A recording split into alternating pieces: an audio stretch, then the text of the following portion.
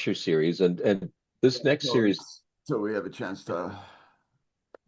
and I'm going to ask everybody to mute their microphones if they're not speaking. Great. And it's wonderful to be able to have this new series now on global perspectives on online architectural education. And we'll be having a number of sessions over the rest of the summer and into the fall. Just in case you don't know, I'm Douglas MacLeod. I'm a professor at the Center for Architecture at Athabasca University. And of course, as you've just heard, we are recording this session. But I'd also like to start with a land acknowledgement because Athabasca University and has staff and students who work in 84 different countries around the world. And as such, many of us live and work on the traditional lands of additional people. I live on the unceded territory of the Syilx Nation, and we honor their ancestry, heritage, and gifts of all these peoples and nations. And I would also encourage you to share your own land acknowledgement in the chat. But with that, I'd like to hand it over to Dr. Henry Sang, who is our chair, to make a couple of opening remarks. Henry, over to you. Thanks, Douglas. So good morning, good afternoon, good evening, everyone. Welcome to the Global Studio Lecture Series at the Center for Architecture at Athabasca University. My name is Henry Tang, and I am the chair of the Center for Architecture. And it's a pleasure to welcome faculty, students, educators, practitioners, and guests who are joining us from Canada and I guess all around the world. This lecture series that we just rebooted will provide a sort of forum for architecture schools to share their experiences in delivering architecture programs online. And as architectural education continues to evolve online and hybrid models are creating new opportunities for accessibility, flexibility, collaboration, and international engagement.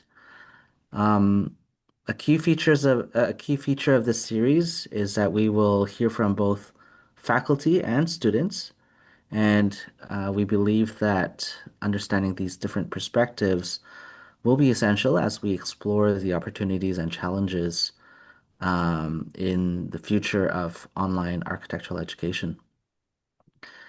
So we are especially pleased to begin this series with presentations from Arizona State University and the Boston Architectural College.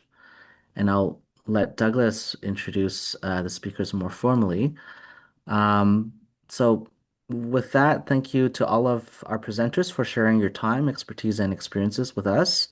We look forward to a thoughtful and engaging discussion to learning from respective approaches and your thoughts on architectural education. So thank you for joining us, and it is my pleasure and our pleasure to welcome all of our presenters. Thank you. Douglas, Thank you, back to Henry. you. Thank you. I just wanted to give you an overview of what we're going to talk about today. As you can see, we're going to start off with some presentations, brief presentations from Arizona State University, and then move on to Boston Architectural College. And I wanted to talk a little bit about the purpose of this today. You know, there's, as near as we can figure out, there are about 7 online architectural programs, accredited architectural programs across the United States and the world, mainly in the United States, though there's 6 of them there. And then there's also Curtin University in Australia. And so what we're basically doing is looking at all of these different online options for people, both as a means of sharing with students from around the world what their opportunities are in architecture, but also we are moving towards getting our own Masters of Architecture at Athabasca accredited. So we're also trying to learn best practices. So we're hoping today that we'll be able to hear a number of different points of view, and we're very pleased to not only have some key people from these institutions, but also some of their students as well. And that's going to be an important part of this. So as you can see, we're going to have, first of all, Dr. Marc Neveu, who is the professor of architecture and is the founding co-director of the Center of Building Innovation at Arizona State University. But we also have Brian Nicol. Brian Nicol is actually a graduate of our Bachelor of Science of Architecture, and then he's gone on to Arizona State University in their virtual master's program. We're also delighted to have Karen Nelson, who is the dean of Boston Architectural College, speaking with us today. And she began teaching she was telling us that she, I guess, began teaching when it was a volunteer position, but she began in 1994, and she was helping to teach design studios and developing and teaching theory seminars and faculty development. So we're again very pleased to have her, but we're also pleased to have Negar Khaksar to represent the student point of view. But I do want to make sure that there's lots of time for questions and discussion. So I'm not going to hold us on this kind of topic yet, but we hope to end about, well, 10:30 or about an hour and a half from now. But I also want to give a brief note that the next session will be next Wednesday, or next Thursday, depending where you are. But it's a bit of a weird time, and I do apologize for that. But with Australia being about 15 hours different from where I am, we have to try to accommodate everybody. So it's actually going to be about 6 p.m. Pacific time, and that's about 9 p.m. Eastern time. And that means it'll be 9 a.m. In Australia. So we look forward to that. And I think it'll be another interesting session. We're also hoping to have Lawrence Technological University speak as well. With that, I'm going to stop sharing my screen and hand it over to Marc to speak about Arizona State University.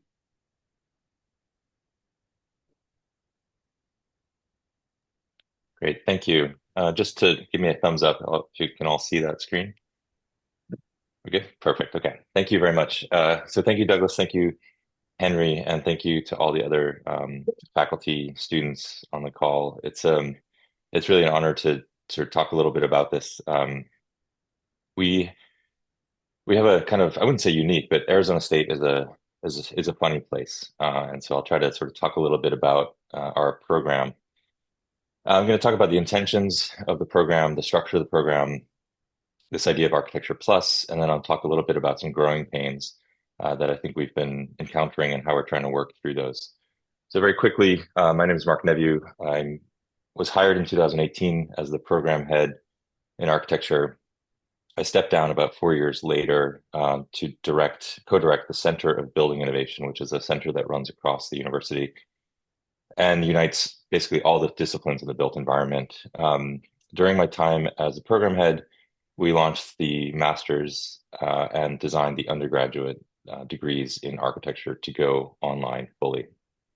So why did we do it, and what were the intentions? ASU has a charter that says that we are a comprehensive public research university measured not by whom we exclude, but by whom it includes and how they succeed, advancing research and discovery of public value, and assuming fundamental responsibility for the economic, social, cultural, and overall health of the communities it serves. Last fall, we had a student population of over 160,000 students, and we had roughly 500,000 additional learners working at ASU in some way. And that means somebody taking a class, means a 12th grade student taking an AP course. We've incredible resources for lifelong learners. So ASU is big. We do things to scale. The problem, of course, is that architecture programs are inherently exclusive. We pride ourselves on eliminating students. We pride ourselves on the studio model, which is inherently small. And so when I was hired, I was asked to align the architecture program with the charter of the university. And that was not a small thing to do. To give you a sense, the architecture program sits within HIDA, which is the Herberger Institute for the Design and Arts. There are about almost 9,000 students in our college. We sit in the design school, which has roughly 3,000 students in it, architecture being the largest of those programs. We're with landscape, visual communications, interior architecture, and industrial design. So we are the only program in the United States, the only architecture program that's not at a college level or a school level. We're actually buried a little below. So that makes things really, really complicated. In the architecture program, in the design school, we have Masters of Architecture, Interiors, Landscape, Industrial Design, and Visual Communications. And then we have some research-based programs, Masters of Science and PhD. So we have a lot of studio-based programs, but we also have some research-based programs. We're a 4+2 program in architecture. So we have a 4-year non-accredited Bachelor of Science, and then a 2-year Master of Architecture with a 3-year option. We have an additional one-year program that had focused on energy, but is sort of in a hiatus at the moment. When I was hired, the idea was that we would redesign both the master's first and then the undergraduate second. We have a lot of different faculty at ASU with different backgrounds. We have as everywhere, we have a number of different people, some focused on history theory, technology, practice, etc. We had a faculty meeting in January of 2020 in which I asked the faculty if anybody had interest in teaching online. I'd been contacted by Ed Plus, which is Arizona State's sort of online platform, and was told that there was a market for a architecture degree online. And to a person, everybody said, that's impossible, we can't do it. 6 months later, we're all teaching online, not by choice, but because of the pandemic. And ASU, to its credit, has incredible resources. So I was given about 10 different courses on how to develop online teaching, how to make it active, how to make it, just how to set up a course online, which is different than in person. So after the pandemic had hit, we were back meeting about a year later, and we agreed as a community to develop an online MArch. And to do that, we were going to rethink the program completely. Part of that thinking comes from the fact that just in the Phoenix area, just in the Valley, we have a number of different types of architects. So Lorenzo Perez is a developer, contractor, and an architect. Wanda Dalla Costa is a First Nations architect who works almost exclusively on reservation. Martha runs Gensler, which is a global firm, right? Global practice. Steve Jordan works with a company that is national, but also does development, construction, and architecture. So our graduates were going into different programs, or different firms, I should say, with a lot of different focuses. They weren't just architects. They were thinking about development, construction, and architecture. So we had to, we thought, align our program with the practice that's happening around us. So how do we structure it?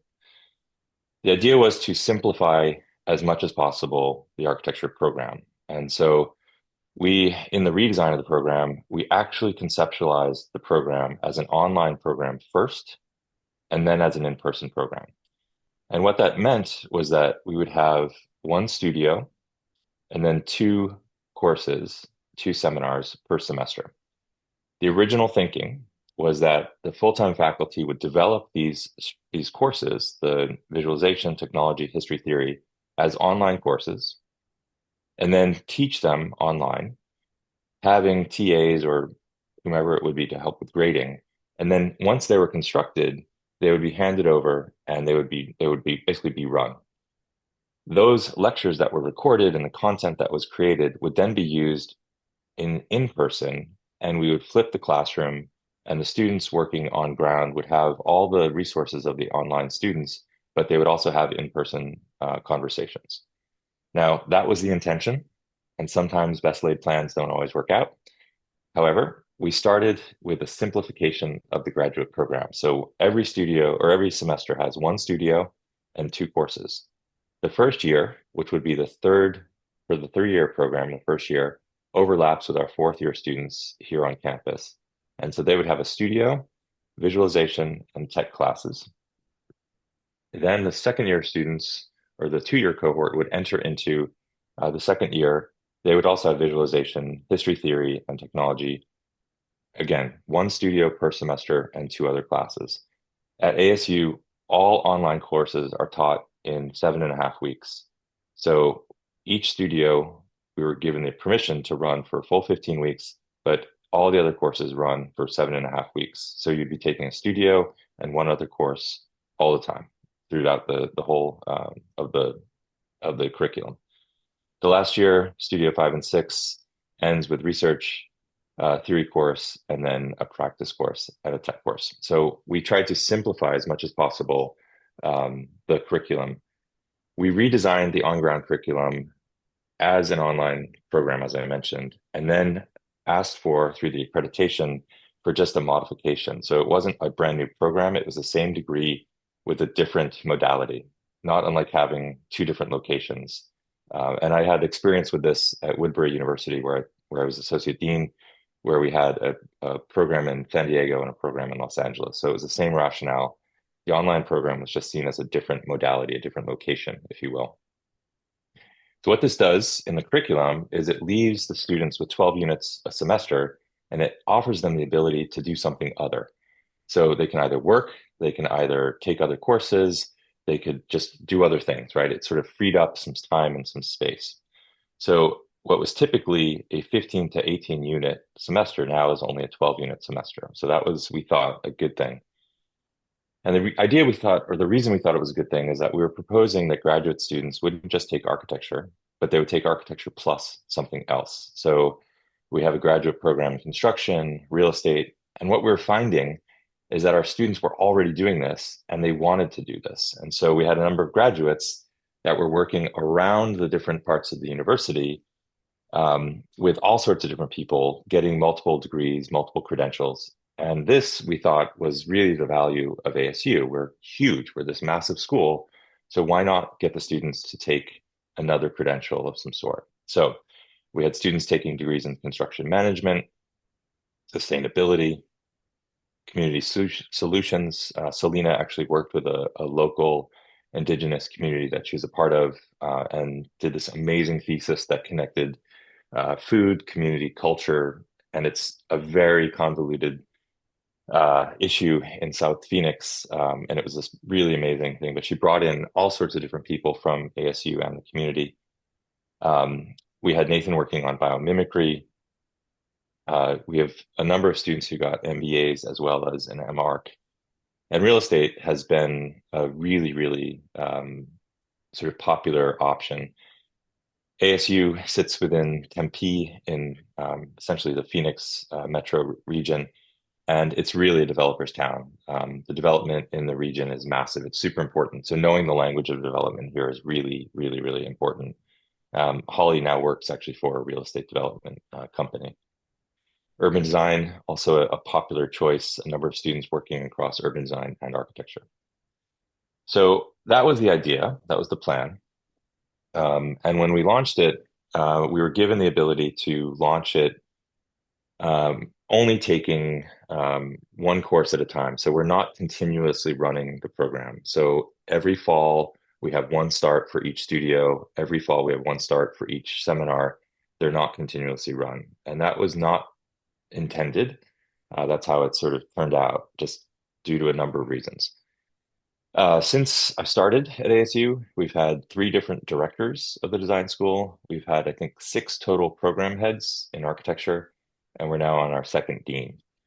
So there's been a lot of change, and that's been, I think, very complicated for the program itself, but also just for continuity. It's been very difficult.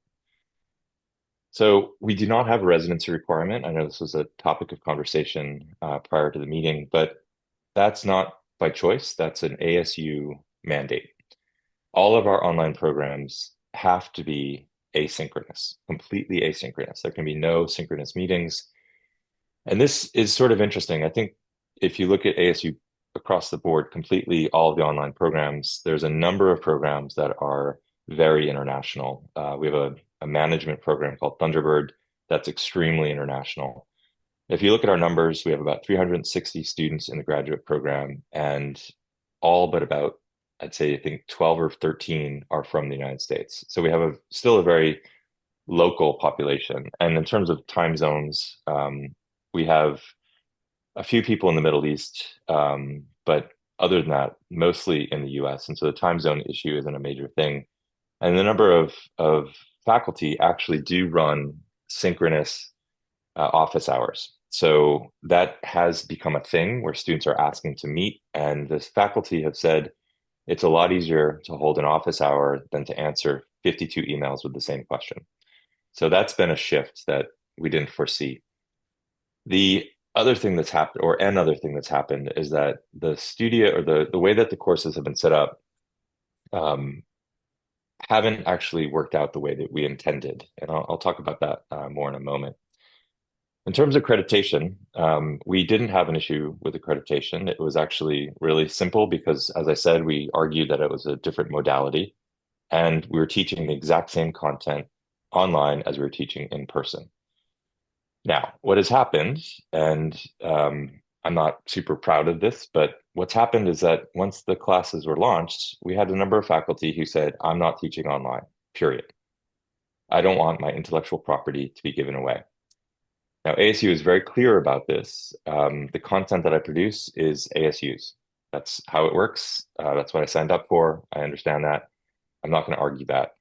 But we have had faculty who have said, we're not doing that. So we don't have a big faculty. Our faculty is stretched. And the idea of producing the content for the online modality and then using it in person would have saved us a massive amount of work. Having faculty refuse to teach online created a system where there are some people that taught in person, some people that taught online, and some people that did both. I just finished this morning. I'm teaching a theory class, Theory 2 in the fall. I'll be teaching Theory 1 in the spring. And I developed all the content, all the lectures, they're done.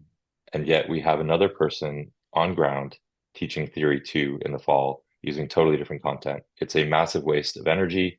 It's unfair, I think, to the students.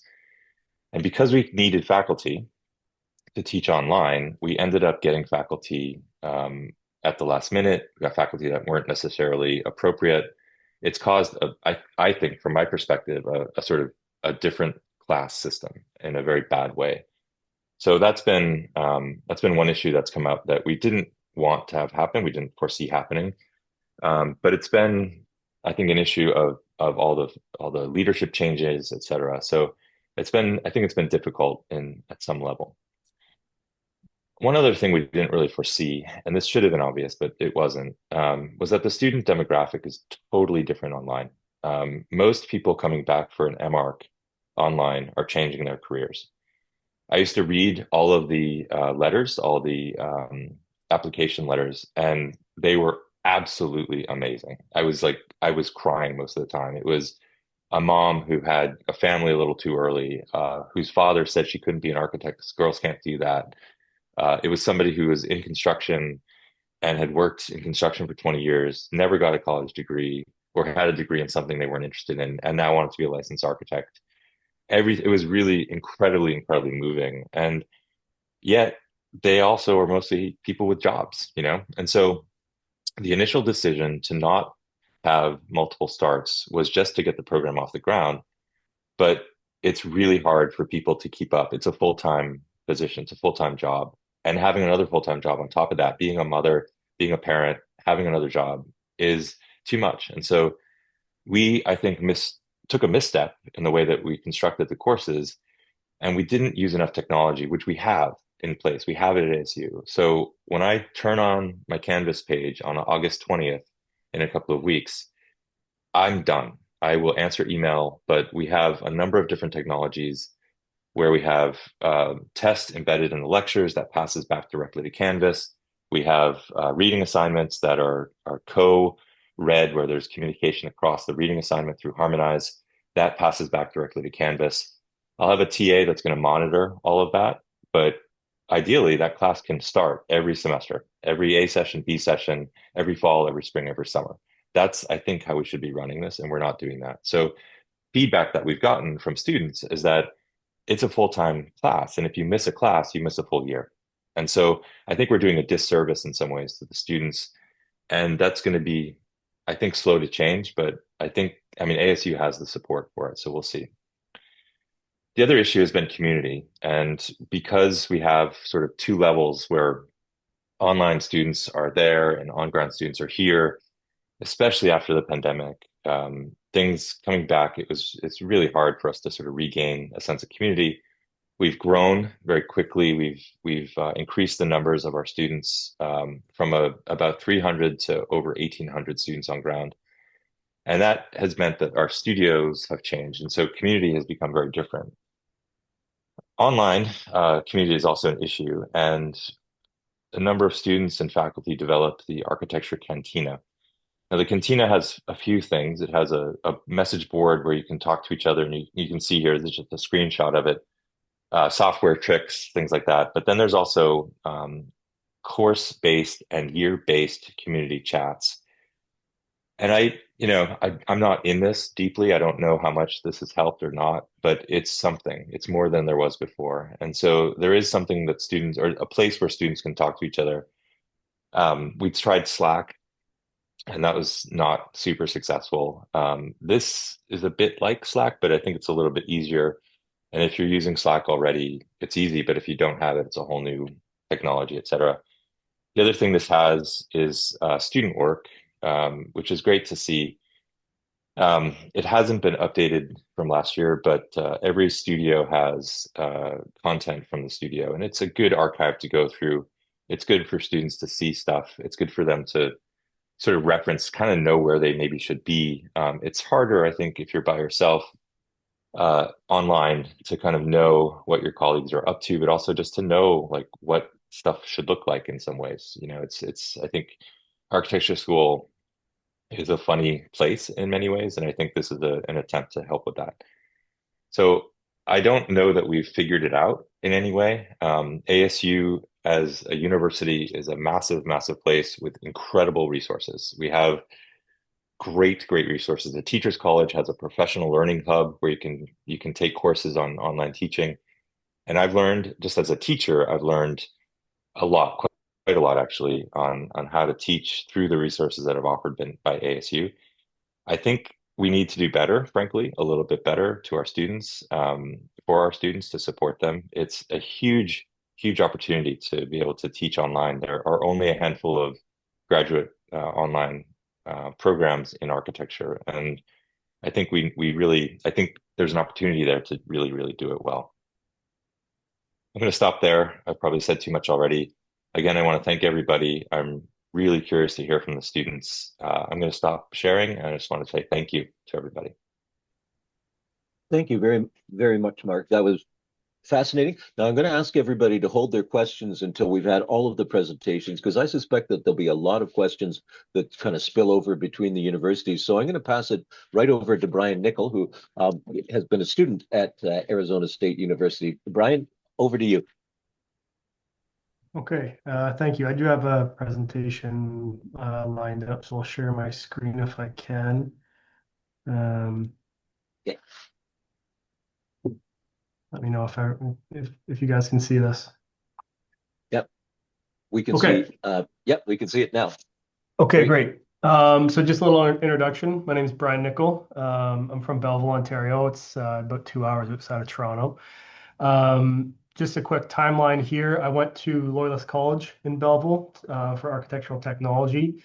And then, as Douglas said, went to Athabasca University where I got my bachelor's, and then Arizona State to get my master's. That was about 5 years in total it took me. And through that whole time, I was working as an architectural technologist, and now I'm an intern architect through the OAA. What drew you to study architectural online? So when I graduated as a technologist, I started working for a general contractor, and I felt like I was kind of stuck where I thought I could do more. I just wasn't sure how the best way to go about that. I was intrigued by the potential of becoming an architect, and I wanted to explore that and sort of keep going because I didn't want to cap myself out just working as a technologist. So that's when I looked into finding a bachelor, which I got through Athabasca. And there was a question about if it's helped you become a licensed architect, if your studies have helped. And I think through my online experience at Athabasca and Arizona State, I think I've prepared myself more than what a traditional person would do. This little timeline that I created, I started at age 24. And through my bachelor's and master's, I was working the whole time, rather than someone going to just an online or a in-person school like at Waterloo, where it takes you 6 years to go through the whole thing. It's very difficult to work at the same time. And myself, I know Marc touched on it a little bit about the student demographic. I had to work. I had a family. I needed to be in Belleville. I couldn't move to Waterloo or move to wherever to take an architecture program. And these two schools allowed me to do that. So through age 24 to 30, I'm now 30, I have both my bachelor's and master's, and I was able to work the whole time and have 6 years now of working in the industry. Did you develop a sense of community with other architecture students? There was certainly, being an online program, it is a little tougher because you're not going to these classes and meeting these people in person. So it's sort of up to the school to set up these points where we can interact with students. At Athabasca, what we did was we had weekly sessions that were required with participation marks. Unfortunately, Arizona State didn't have that set up. We had weekly meetings sometimes, but it was a little less collaborative. People wouldn't show up, and it's hard to get to know people in that way. But what Arizona State did very well is they set up a lot of group projects. And in that, I was able to meet people. We even had some group projects where our partners were whoever was closest to us geographically. So I actually worked with a few people who were living in Toronto who were also taking the program, or else I wouldn't have met them otherwise.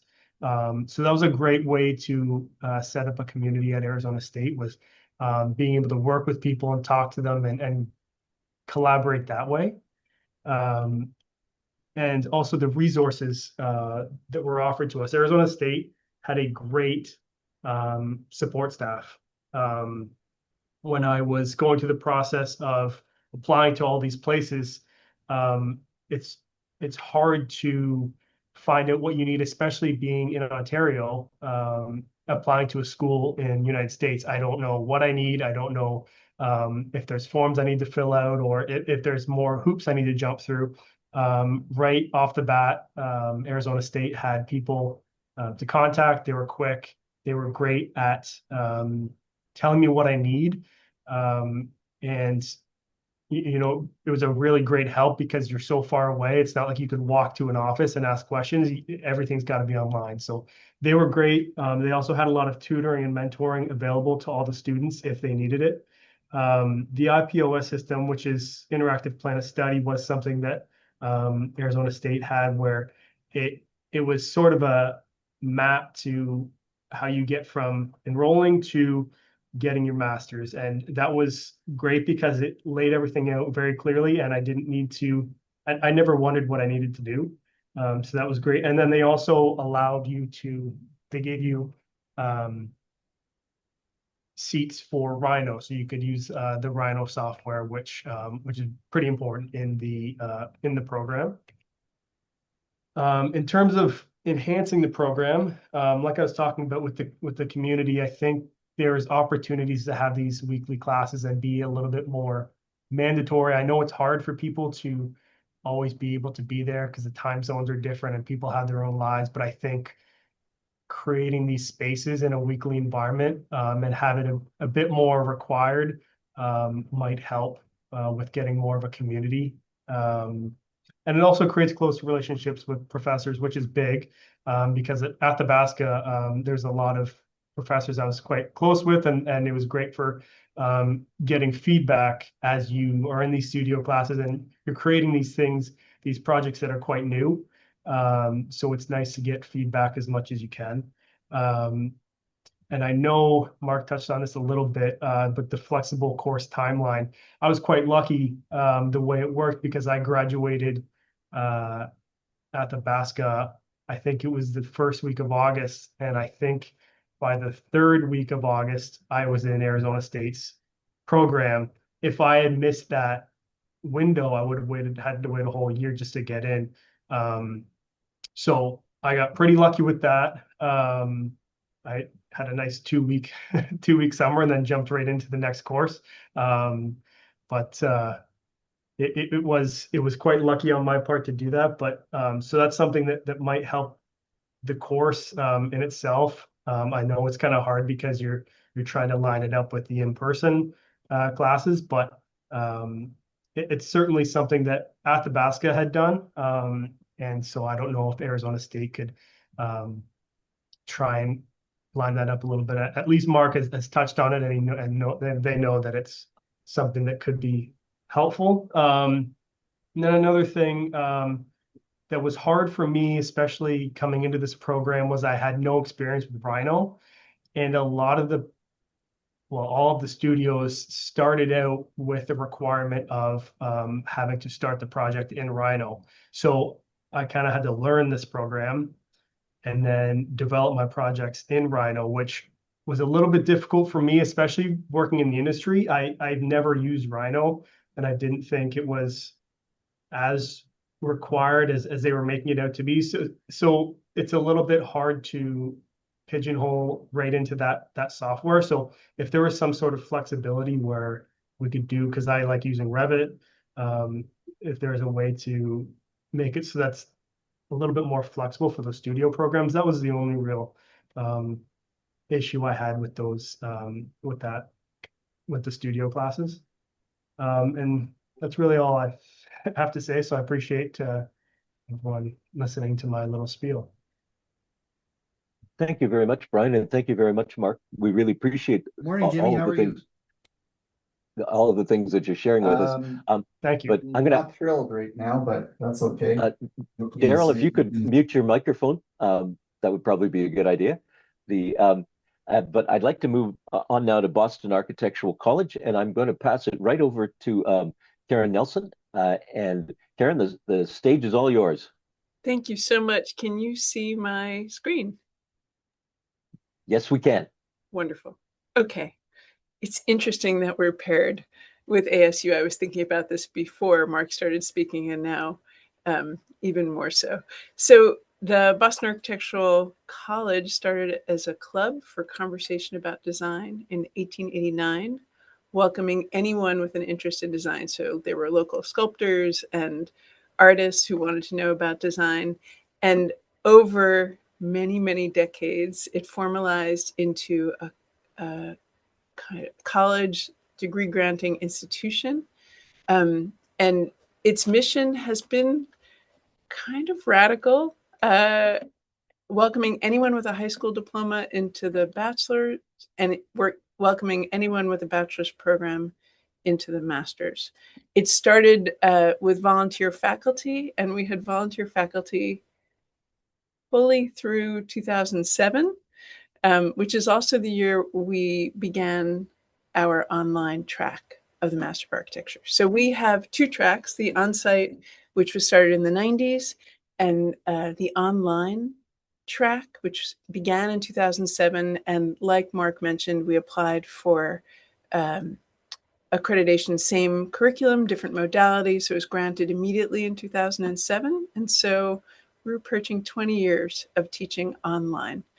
I want to give you, let's see if I can move this forward. So here's the School of Architecture's mission, emerging from design practice. We're educating students to become citizen architects who learn from faculty, professionals, and one another to envision a more equitable, ecological, social, and beautiful built environment.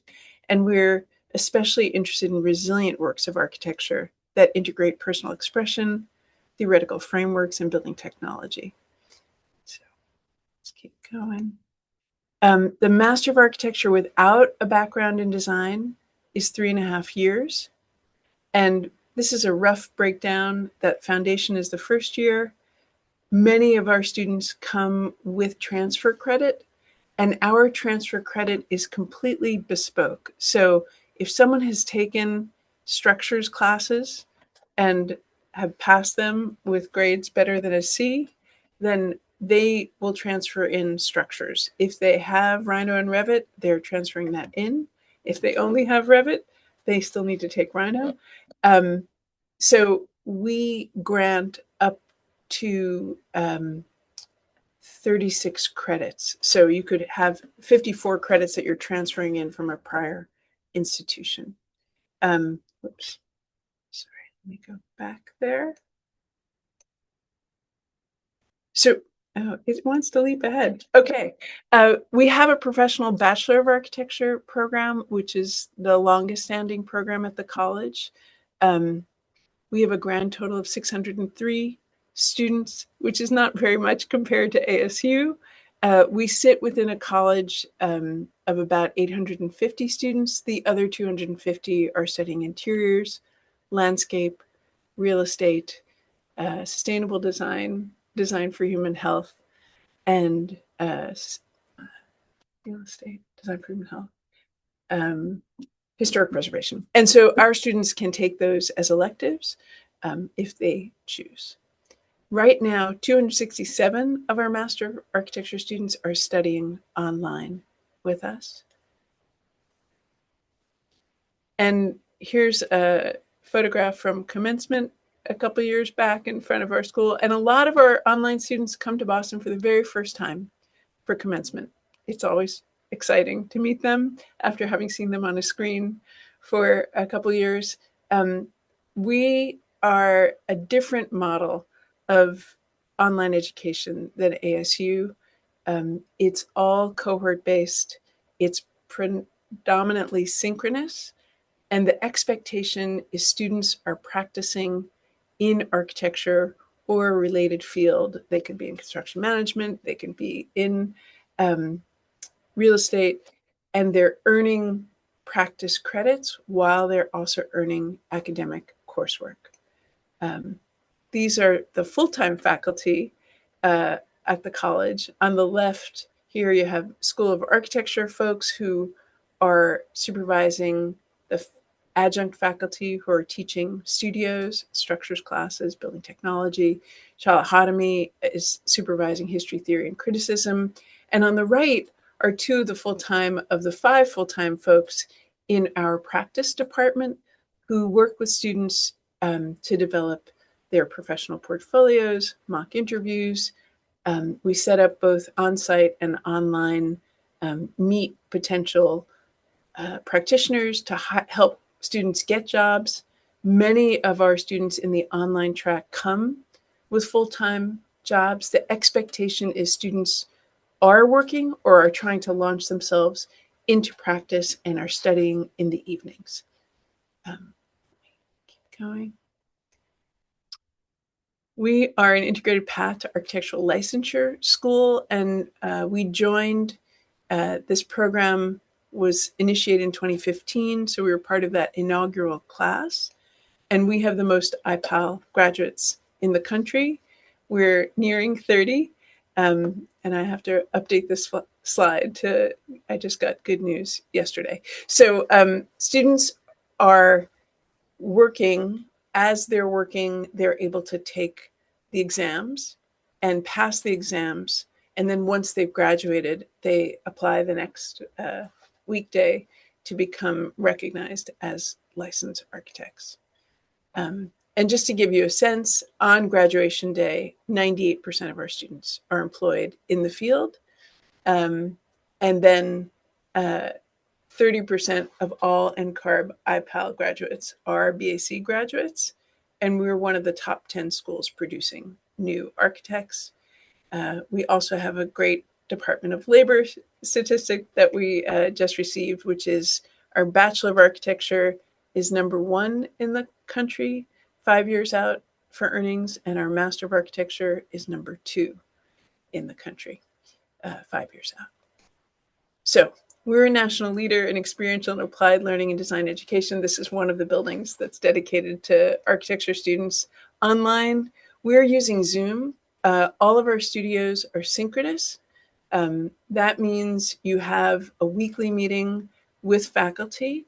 The cohort in the studio is quite small. There is generally somewhere between 7 and 10 students in every studio section. And in this case, you're looking at a thesis student's work examining different energy models to figure out how to work with existing housing in New England. We use the chat a lot in Zoom. The students themselves have a course shell where they're uploading their work, and we also use Miro as a way to share. And in terms of residency, right now, you have an option for an on-site 8-day intensive in Boston or an online except during foundation. Foundation is the one moment we ask you to come to Boston in person. Thereafter, you choose. So our intensive starting this Saturday, we'll have 90 students coming of those 267 that I mentioned. 45 of them are foundation, and the other are in studios, architecture studios 2, 3, 4, and thesis. So the context for how we achieve our learning goals are with compassion. Students, the faculty at the BAC understand that they're needing to understand the entire student, how it is that they work best, and when they can get their work done, whether they're a parent of a small child or working in a high pressure environment. The small class size means there's really high touch. Every student gets to know every other one in their studio cohort, and they're in real-time meetings weekly. And then many of those students also have a WhatsApp or Discord that they're using for other ways of communicating. We have a very diverse student body and faculty, and concurrent learning is really the thing that distinguishes the BAC from other institutions in North America, that there is an expectation and a requirement that students work in a related field while they're studying. And the 8-day intensive, as I mentioned, is online can be on site the whole time, or can be online as soon as you're completed with foundation. And one of the reasons I start with the map of Boston is many people know Boston as the Athens of America. We have 6 schools of architecture within 45 minutes commute, if you include Providence in that. And that means we're able to draw amazing faculty. And then as they go back to their hometowns, they may start teaching with us on site and then move into teaching online. So they understand the culture of the BAC. We also have a kind of team teaching. So while there's an education director assigned to each design studio or structures class, the adjuncts then have a kind of lead faculty among them that they can ask questions of if they've never taught in this environment before. And so they're trading best practices. And it's an iterative process like design. Every time I think we get better. The other thing, because the BAC has its access as its mission from the 1960s even, it means that our courses are offered every fall and every spring. And that reflects what's been happening on site. So if student has bronchitis or an important wedding to attend, like their own, and they want to skip a semester, they just come right back in the next semester and rejoin the stream. So that is to say, we're teaching every studio, every fall and every spring, every thesis course, every fall and spring, history theory, tech course, like that. Summer is the only time where we have some elective courses and some required classes, but that allows people to distribute the courses the way that works best for their lives. So here's an example of a Miro board of an Architecture Studio 3 section where faculty and students can see one another's work, leave comments, post-its. You can see the faculty or other students leaving post-it notes here. And this faculty member is based in London and working for Zaha Hadid's office and teaching online after teaching with us in person. So we, I think, got lucky as the online opportunities emerged. A number of our on-site faculty who moved for professional or personal reasons wound up joining the stream of online. And sometimes they move back to Boston and they decide they want to teach on site again. But for the most part, they enjoy the flexibility of teaching online and being able to go on vacation and not miss a week of class. So we have a lot of resources to help students succeed. The library has over 100,000 online journals. And again, because it's a small population of students with an architecture library that's extraordinarily robust, students can write the library and say, hey, I'm looking for these kinds of projects. And a librarian will get back within 24 hours to help someone navigate that. Our Learning Resource Center was developed 30 years ago to help students with all sorts of free tutoring and that happens more and more online. We have advisors who are assigned to students so they can kind of track them longitudinally. So what Brian Nicol showed with his passage is something that's happening with our advisors and a student. And if a student says, I only want to take studio this semester, or I only want to take a history theory class and visualization course, they can do that, and the advisor will help them negotiate what that will do to push out their graduation deadline. And then iPal has a director assigned to it, so students who want guidance on which exams to take first or second. We also subscribe to Black Spectacles, which is a kind of a software program that helps students succeed in the exams. And so students can study and take practice exams before they sign up for formal ones.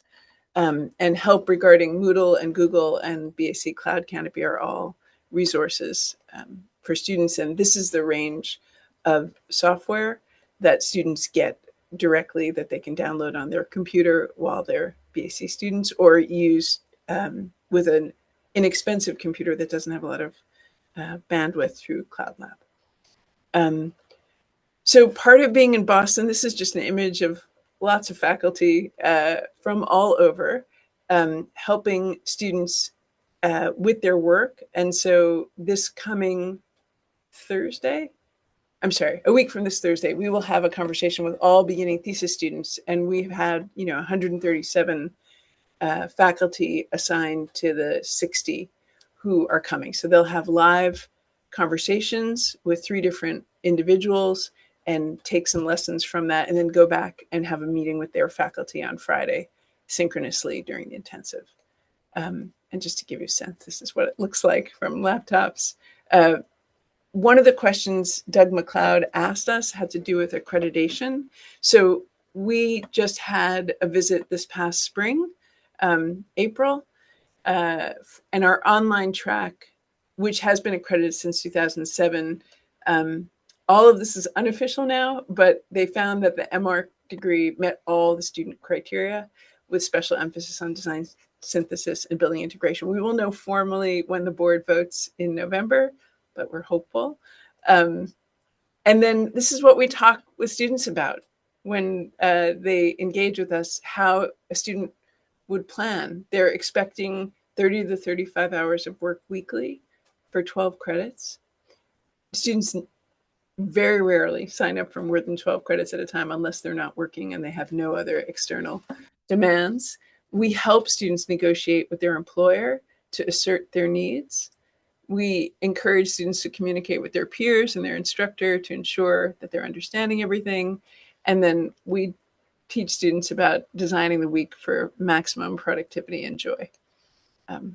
And, this is an inspiration. I got to visit Alvar Aalto's desk in his home office in Helsinki. And, my home office desk doesn't look quite so gracious, but I use it as an inspiration because if you can think about setting up your workspace at home, which is so important when you're studying online, this is really a lovely idea. Could you get some natural light and expanse to look up to and think about the tools that you'll be drawing on as you succeed?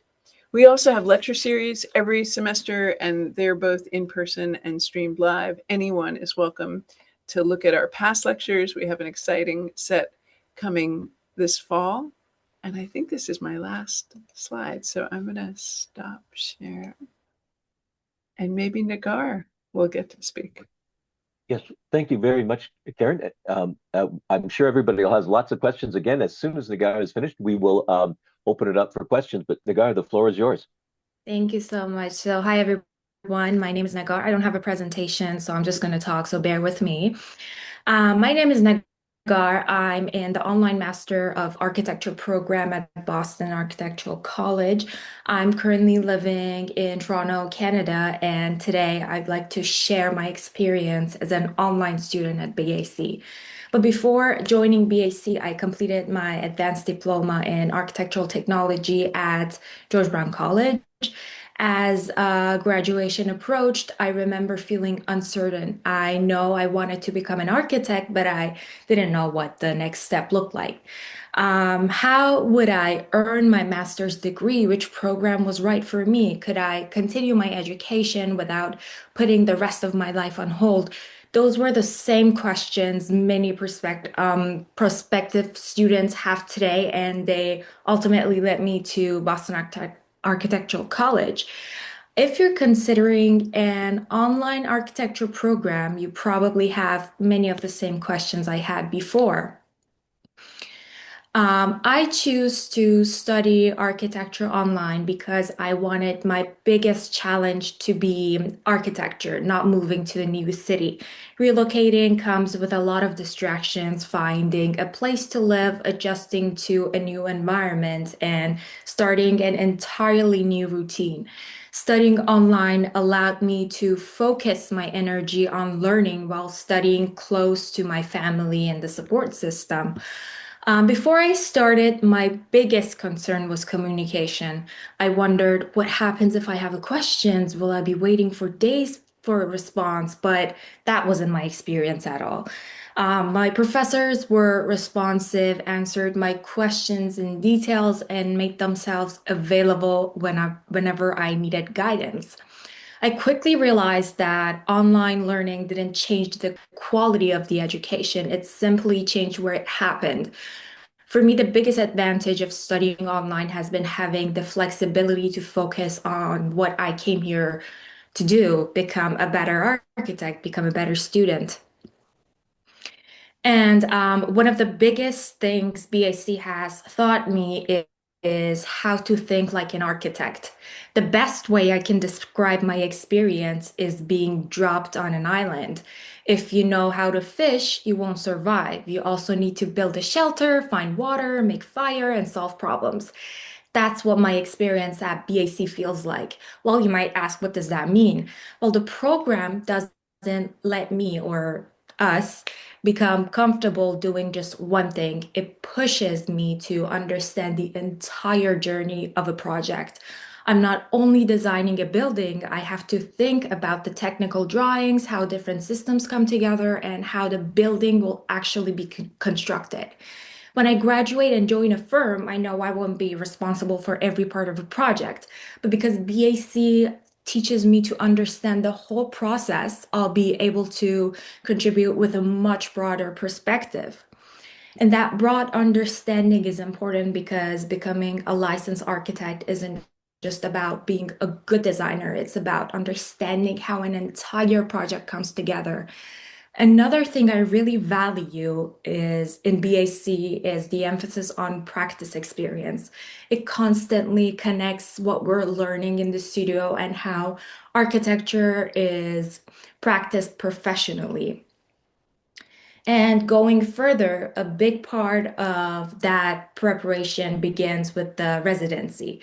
As students, we have the opportunity to attend the residency at BAC in person or participate remotely. I choose to complete mine online, and it has been a great experience so far. The residency isn't about finishing a project. It's about setting the foundation for everything that comes after. Through the studio sessions, presentation, critiques, and discussions, we establish the direction of our projects, receive early feedbacks, and build the momentum that carries us through the rest of the semester. By the time we transition into our regular online classes, we already have a shared understanding of our projects, our professors' expectations, and how we will work together. The same sense of connection continues throughout the semester. One of the biggest misconceptions about online learning is that you study alone. Well, that wasn't my experience. Over the time, the people on my screen stopped being just a name in a Zoom meeting. They became the people I could ask for feedback, brainstorm ideas with, or reach out to whenever I got stuck. What I appreciated most or appreciate most is that everyone geniusly wants to help each other to succeed. It never felt competitive, it felt collaborative. One thing that really stands out about BAC is that it doesn't provide classes. It provides everything students need to succeed, from software and licenses to platform, office hours, and so on. But the most valuable resources isn't a website or platform. It's knowing that help is always available when you need it. Throughout the semester, our studios are intentionally kept small with no more than about, let's say, 10 people, 10 students. That means everyone has the opportunity to receive a meaningful feedback. Every week, we meet with our professor to discuss progress, ask questions, and receive direct guidance. That level of interaction makes online learning feel personal, collaborative, and just as engaging as in-person studio. And if I could suggest one enhancement, it would be this. So architecture is never a one-person job, and it's never a finished journey. I love to see alumni return a few years after graduation to visit one of the studio projects they completed at BAC and explain how they would approach it differently on their professional experience. As a student, we focus on meeting project requirements and developing our design thinking, seeing how an architect's perspective evolves during working in a profession would be incredibly valuable. It would remind us that graduation isn't the finish line, it's just the beginning of a lifetime of learning. And that was all I wanted to say. Thank you so much for listening. Thank you. Thank you very much, Negar. Both you and Brian did an excellent job of presenting your schools, and of course, Mark and Karen did as well. And so actually, I've learned a lot this morning already, and I'm very glad that we've started these sessions, but I want to leave lots of time for discussion. So I am looking for hands. If anybody wants to shout out a question, I'll also monitor the chat as well. So please feel free. I certainly have a bunch of questions, but I'll check to see if anybody has their hand up first. I'm just having a look here to see.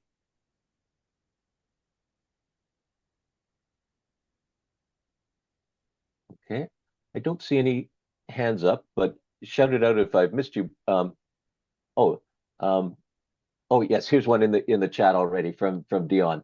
I obtained a Bachelor of Architecture degree in SA way back, 5-year full-time course, working during holidays and after graduation. Had to work in an architectural practice for 2 years to register. My question, how do you teach design and design principles and more so develop design skills online and within the time frame of your course? Would anybody like to tackle that?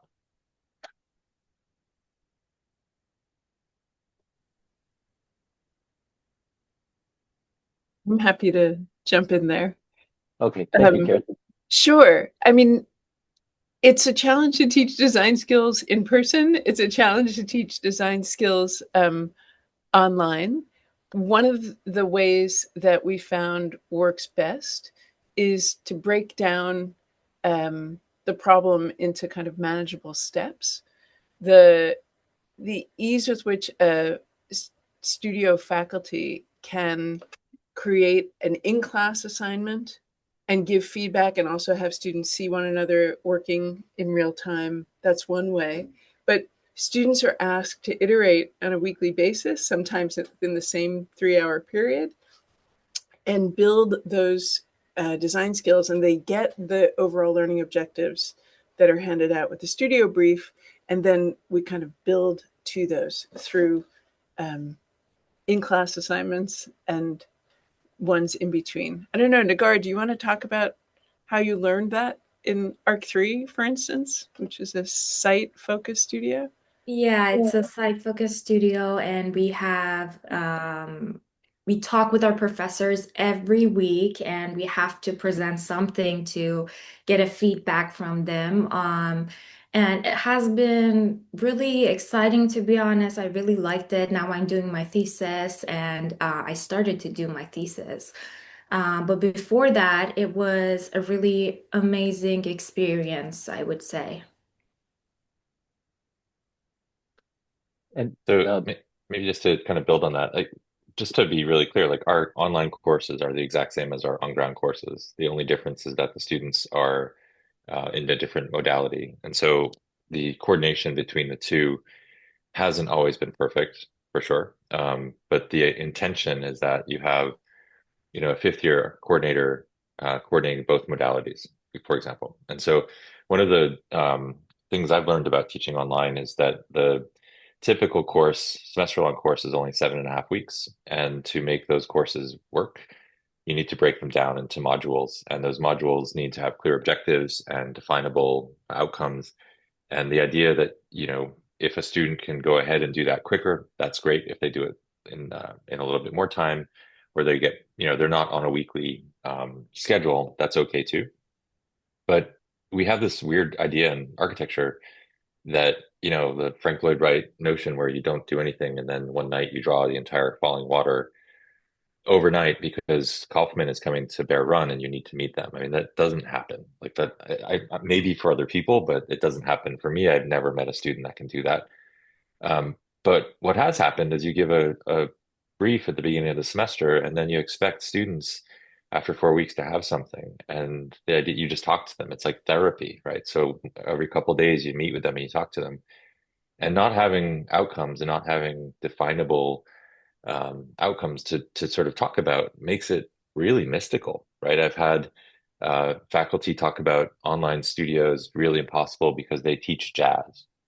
They don't teach in an organized way. It's music, it's magic, and I find that really hard to believe, frankly. And I find that a bit of a disservice to students because if you don't actually, it's like hiding an egg in a tree and then giving the students a path to the tree and then saying, wow, you discovered the egg. Like, that's great. Like it's not how architecture works in my experience. And so one of the things that has helped me in just in terms of teaching in person or online is to have really definable outcomes that are manageable to chew on and not give 16 weeks to say, all right, at the end of these 16 weeks, you're going to have an amazing project. It doesn't work like that. So trying to break things down, having students reach milestones, get feedback, reach another milestone, get feedback, that, from my experience, makes the studio teaching a lot more effective. And it's made my own teaching, both in studio and in lecture courses, much easier, I think, to sort of conceptualize in a way. I was I was looking at an archive last week at Harvard for a research project I'm working on, and it was a first year studio, so coordinated first semester studio all across Harvard. The syllabus was 1 page, and it listed all the instructors, and it said that you're going to learn about design. That was it. No exercises, no outcomes. It was like, and it was Machado, Savetti, like all these famous people now, and that's how they taught, and I just think that's not reasonable anymore. I think we need to give students more. And that's how I would approach it. And again, not everybody does. That's okay. But I think having a really definable set of outcomes that are manageable really, really helps. wonderful. Thank you, Marc. Brian, did you have anything you wanted to add? I mean, Marc hit it pretty well. With our studios, yeah, they're kind of split up into I think most of them, if not all of them, are split into 4 modules where you're kind of given these items that you have to have at the end of the module, and it's about 2-3 weeks, and you work at sort of your own pace. You ask for feedback. You look for you can interact with other students to see where they're at. Sometimes when it's a group, you're kind of forced to see where they're at. But there are ways to like it's not like you start the studio and you say you're going to have to design a library and in 2 months you're going to present that. It's very good with how they keep checkpoints to make sure you're on track and you're not straying, and you're designing something that's yours, but it's also guided in a way that you're sort of on the right track and building something sustainable and correctly, I guess is the right word. One of the difficulties that I had in the past, I'm no longer in the position, but in person, you can walk around the studios and you can sort of see what's happening, and you can see reviews up 2 weeks into the semester, 3 weeks, 4 weeks, whatever it might be. Online is a little bit more difficult to do that. And so having the ability to kind of make that more public in a way, like if all the Miro boards that we use were accessible to everybody, for example, like it could be really cool to see that. And we don't do that. So the one thing that is difficult, Brian, I'm glad you had the experience of modules and working that way. Not everybody does that. And even though we're supposed to, that doesn't always happen. But having the ability to make what's happening more public, I think would be really helpful for students and faculty. It also keeps you in check. That's one of the things, and it's a double-edged sword in architecture school, but if you have all your work in public and you're presenting and anybody can walk by and see it, you want to make sure it's good. You have I don't know, there's a pride that, like I said, good, bad, or indifferent, like you want to make people say, wow, that's good work. That doesn't happen as much online. And I think we need to find a way to do that because it keeps faculty unchecked. It also keeps students aware of what other people are doing. And that I think is there can be a healthy competition there. Thank you. Yeah, and Thank you, Marc.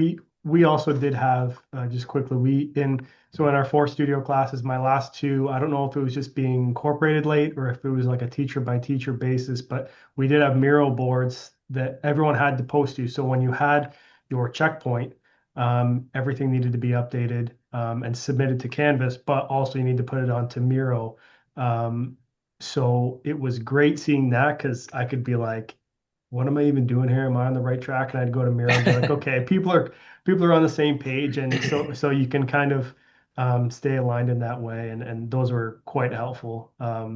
That's sort of the best way to see how everyone's doing without being in person. Okay, thank you. I would actually like to ask everybody a question.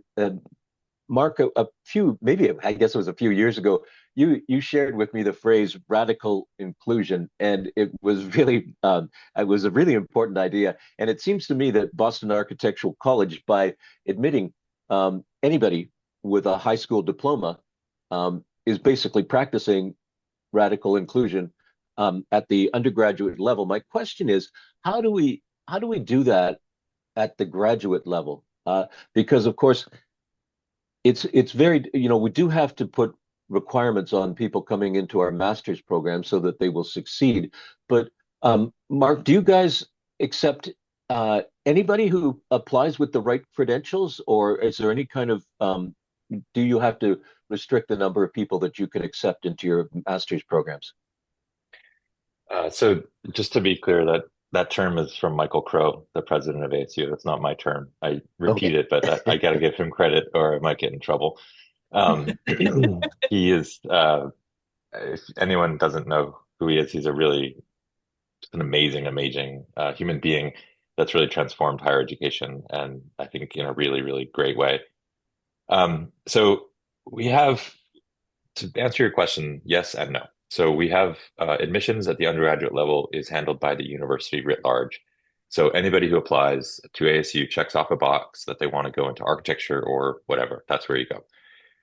We then monitored that internally by including a milestone where we went from 250 students down to 45 students every year, and that we've gotten rid of that. So our undergraduate program has grown, in I think a good way. Our first year retention rate has grown, which makes the university happy. Graduate programs are not monitored at the university level, so it's dependent upon the leadership of the program whether or not they want to include people. So when I was a program head, we increased our admissions, not necessarily by lowering the level, but just saying, you know what, we have a lot of students that are qualified. Like this is, we're not only seeking the top 45 students, we actually want to take anyone who's qualified. And so if we have 350, 400 students who apply, we don't have to hit 45 as the number. That makes 3 studios, or traditionally made 3 studios. That's what we used to do.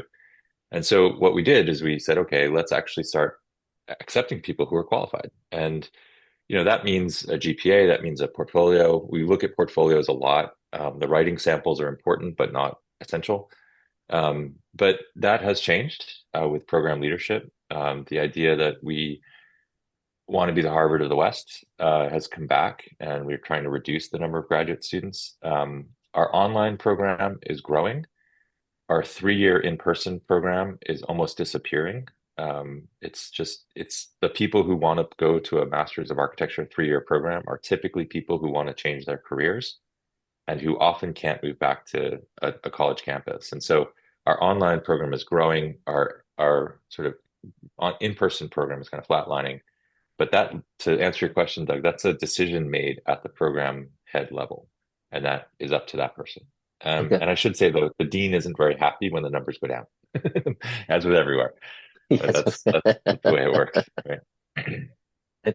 And Karen, So- over to you to ask how you guys handle it.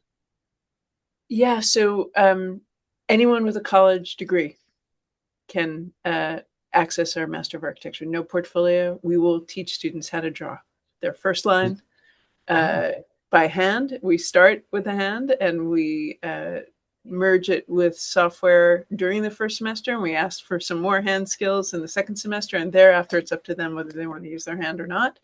But yeah, that's our mission is come if you have a strong passion to become a designer, we will take you on that path.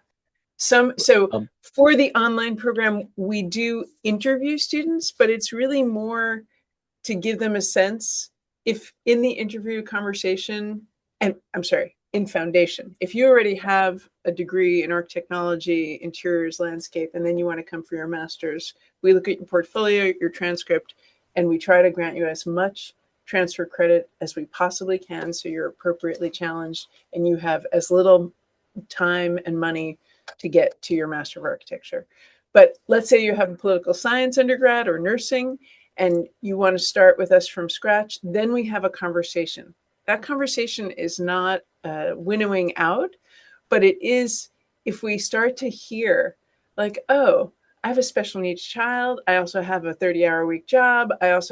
We might say, okay, we encourage you to come, but not take a full load in your first semester because that might be too much to manage. That's up to the student. If they still want to go headlong into a full load, we will let them. That's their decision. They're adults. But yeah, we have no minimum other than an undergraduate degree. And that has been the mission. So that's how we teach, and then that's a little bit how the school post volunteer faculty moved into having infrastructure to support. So when I was starting in the 90s, we had one advisor for the entire school. Now we have, I think, 7 advisors, right? And so there's much more student help. There's practice expanded to help students launch their career search or change careers or switch from a firm that was holding them back, and free tutoring. So that didn't exist in the 90s. It was like one person help you with your writing. Now it's everything. And they will hire a tutor in structures if you're feeling like you're having a tough time with that, or in Rhino if you're having a tough time with that. There's a question, Kristen. Wonderful. Can I just clarify? I think what both you and Marc have said is that you will accept into your master's program anybody who meets the qualifications. Is that fair to say? Sure, but the qualification at the BAC doesn't include any exams, no GRE, no GPA, no portfolio. So the qualification is an undergraduate degree.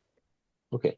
And Marc, we do require portfolios. We don't require GRE and a statement. And that's across both in person and online. Okay. And so you guys are practicing radical inclusion at the graduate level as well, which is very exciting. We're trying Thank to. you for, well, this is wonderful. I see Kristen Konienko has her hand up. Kristen. Hi, everyone, and thank you, both students and faculty for the comments. We use a bit of different language at AU, but I'm the equivalent of adjunct faculty at AU and in history and theory.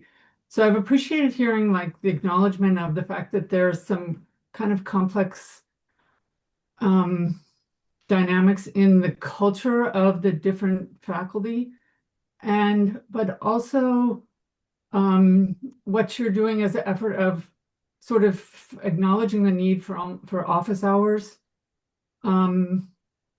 I wanted to, because that's what I find with students, that they just contact me and ask for Zoom time. And so I was interested to hear that you had a sort of evolved into a more structured office hour type format. And I was interested in, particularly as related to history and theory, because much of what you've talked about is more related towards studio, is if you're finding and what your response is to the relationship with AI, and how that impacts the types of outcomes that you're designing for history and theory classes, where it can be complicated to know how students are using AI, and trying to balance the fact that it's our reality now and people are going to use it, with just simply getting assignments that have been created by AI and that you can see the AI hallucinations in, and how what your practices are as far as responding to that. Thank you. Karen, do you want to jump in, or do you want me to? Sure, I'm happy to. So, we have an evolving AI kind of set of protocols for our faculty, right? There's the bring it on, use AI as much as you want version, which some adjuncts go for. There's use AI, let me know about it when you use AI and how you've used it. And then there's forbidden, right? So, thesis research faculty member called out a student for using AI on an assignment in his class where it was forbidden. So the student had to redo that assignment by himself without the use of ChatGPT or Gemini or whatever he was using. Within the history theory sequence in particular, Chala Hadami, who directs that set of adjuncts, has conversations actively with faculty before the semester starts and at least twice more during the semester about how to teach creatively when AI is in the classroom. And it can be about critically assessing what it is that the AI has written, as opposed to just uploading exactly what they got when they put in a prompt and shared the prompt. There's also some teachers who are asking students to do things live in real time with them, either in a physical classroom or watching their eyes in a virtual classroom, right, to ensure that the students are not. But more typically, students are asked to kind of assess and discuss orally what's been happening. And you can tell right then whether student, their eyes go over to another screen, they start reading something. It's like, oh, they asked ChatGPT for the answer, right? Yeah, we're kind of in the similar boat. Thank you. There's a massive sort of push at ASU. As you can imagine, we have a campus-wide committee, and there's a lot going on, but the exact same spectrum where that Karen described. I teach a theory class, I teach a seminar, and I teach studio. In the studio, I'm much more supportive of AI, and in the seminar, I'm also more supportive of AI. In the history and theory classes that I teach, I've tried to set up the assignments so that it's really, really hard to use AI, in the sense that it's not productive. So one assignment or one, so I have lectures set up, and in the lectures there are specific questions that are asked. So it's really hard to use AI in that case because it refers right back to the lecture content. There's also a software called Harmonize that I mentioned earlier that we use that is good for student interactions virtually. And one of the functions is a public reading. So I upload PDFs and I have groups assigned to PDFs, certain PDFs, and the students have to highlight and comment on the content and then comment on each other's comments. And that goes back and forth and back and forth. And the limit or the ask is pretty low. So it's 100 to 200 words. And again, like using AI will take you more time than actually just writing something or responding to something. And then the final assignment is a reaction paper. It's this classic problem or response where rather than a reaction or response to a paper, to the lecture, I ask for a circle, square, and a triangle. The circle are what are the ideas that are still circling around in your head. The triangle are the three major points of the lecture, and the square is what squares with your thinking. What do you agree with? And again, those are things that the lectures are on theory, they're on topics that are out there in the public realm, but it's really hard to use AI for those sorts of things. And if you Yeah. do, it's really obvious. And so those things I ask students not to use it. In a seminar that I run, the final project is a graphic novel. And when I first started teaching the class, the students didn't have the ability to make graphic novels. They just couldn't draw that well. And I found that they become much, much better when they use AI, and they're really fun and they get into it. And so it's, I don't know. I don't know. I can't say I'm an expert on AI at all. I'm not very good at technology in general, but I'm fascinated by the potential and I'm completely afraid of what might happen. So I don't know. I don't know where to go with it. And I'm old, so maybe I won't have to deal with it for much longer, but it's here and it's not going Yeah, anywhere. exactly. So I'm very excited to hear, maybe I can contact you separately about your use of a graphic novel, because that's something sure. I write a resistance comic, I call it, and have a colleague who's written a graphic novel as part of his PhD thesis, and I'm really Cool. interested in incorporating it into the curriculum changes we're making. So I'd be very interested to talk with you. Thank Sure. you. I don't know if you're familiar with the Archigram Yeah, Zoom magazines. yeah. They've just been republished, so you can now get them. So Okay, I did, I'll yeah, look into that. you Thanks. should check it out. Yeah, they're really cool. Okay. I'm cognizant of the fact that we're approaching the end of our time, but I wanted to make sure that everybody was properly thanked, but also to challenge everybody when we're talking about things like artificial intelligence. I think there's a huge opportunities, particularly in the online world, for us to collaborate. So, for example, we're working with Amitros Learning out of Toronto to create chatbots for our students, one on green buildings and one on building codes. But they at Amitros also suggested that we might want to create a virtual architecture firm, which we use as the context or the frame for helping students understand professional practice, for example, and that these are becoming increasingly interesting simulations in that you can actually speak to a character who appears on your screen. Far more than the way we used to do. We did a couple of trials where it was just text-based going back and forth with an AI. But these things, being digital tools, lend themselves to sharing.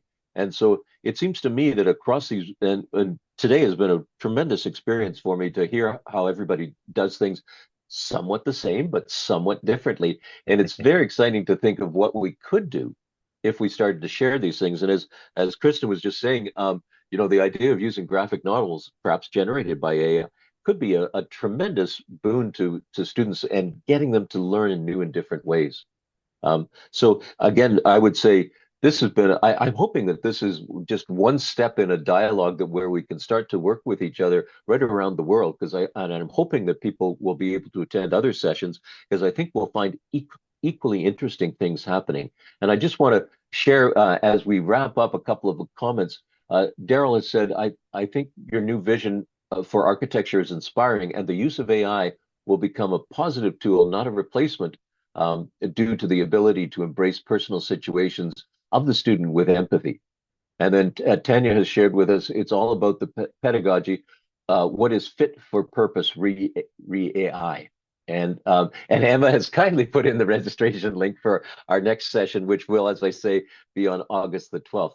I'm just looking around to see if there's any final comments or any final questions that people would like to ask before I let you go. But again, to say thank you. Daryl has actually asked, is there examples of graphic models that I can share with some of the people I mentor? Now, Daryl, do you mean graphic novels or graphic models? Novels. Okay. Yeah. So there's a there's a guy named Jimenez Lai, who's an architect in Los Angeles, who's written a book. CJ Lim in London has written a number of stories. And then there's Asterios Polyp is another graphic novel about architecture. There's another one, the Archigram stuff is really cool. They're called Zoom. That's really, really fun. There's a number of folks out there. And also, like, I don't know, I don't use necessarily architectural ones for students. I bring in other ones. Mouse is amazing, 1984.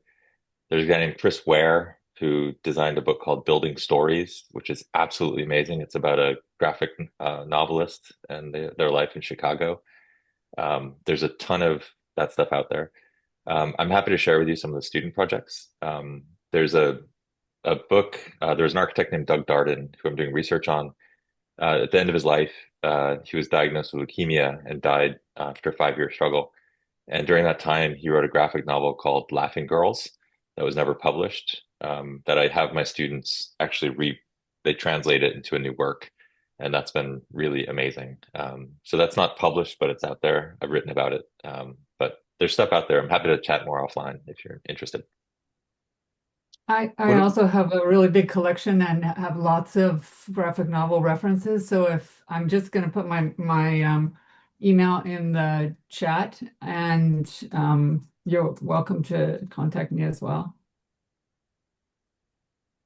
All right.